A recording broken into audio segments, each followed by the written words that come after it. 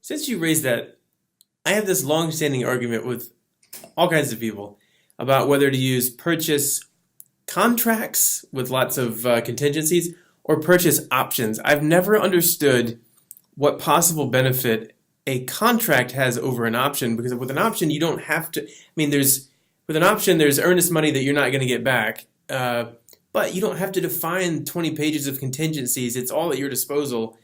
And people will say, oh, well, a purchase contract can have lots of contingencies, and they'll talk about basically how it can almost be what an option is, but I've never understood, like, why would you use it instead of an option? An option just seems like a much more elegant solution, but other people have incredibly strong views on that for reasons I haven't gotten to the bottom of yet. Do you have a opinion on the purchase contract versus purchase option debate? I think the belief is that a purchase contract gives the seller more assurance that you're actually going to proceed with the purchase. But the fact of the matter is that contingencies are so broadly drafted, and there are so many outs for the developer over the course of the contract that I'm not actually sure that the purchase agreement gives more assurance to a seller than the option. I think a lot of why the purchase contract continues to be used is custom. And I do agree with you. I think using options more would be a lot more elegant. And it would also address some of the issues that I'm talking about, which are not really knowing exactly how your deal is going to work, where you really are in your deal, and being able to accurately put a purchase agreement together that's actually going to be reflective of what ultimately is going to happen. So again, I think it's really just custom, and people have gotten so used to purchase agreements that the use of an option is concerning to sellers. But the fact of the matter is, with the way most purchase contracts are working now, your earnest money that you're paying as a developer is going hard early in the transaction. And so you're losing that money anyway, which would essentially be an option fee. So why you wouldn't just do an option to give yourself flexibility, I'm not entirely sure about. And it may just be an issue of not really fully thinking that issue through. And as a developer going out and talking to landowners, advocating for that as a more effective way to make a deal. Because the fact of the matter is, most sellers don't want to get into having to constantly amend the contract. They don't really understand what the contract is in the first place.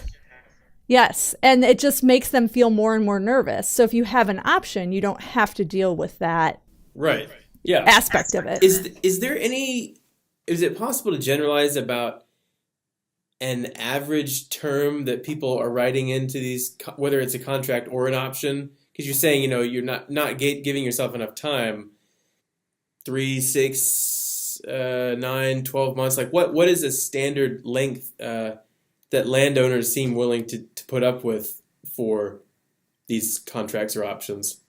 I don't know that there's necessarily a standard. I think it depends on the type of deal that you're doing. If you're doing an easy deal that can come together quickly, a seller is sophisticated enough generally to know they don't want the due diligence period to be very long, because they want the buyer developer to commit to the project and move forward.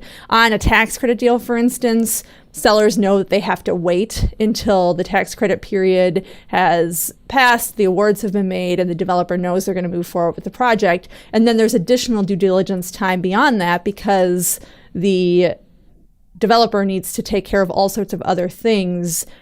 For example, getting their government financing, whatever they might be getting from the local municipality, getting their other financing to cover the rest of the gap, doing all sorts of things that the developer doesn't want to do before they actually get their tax credit award.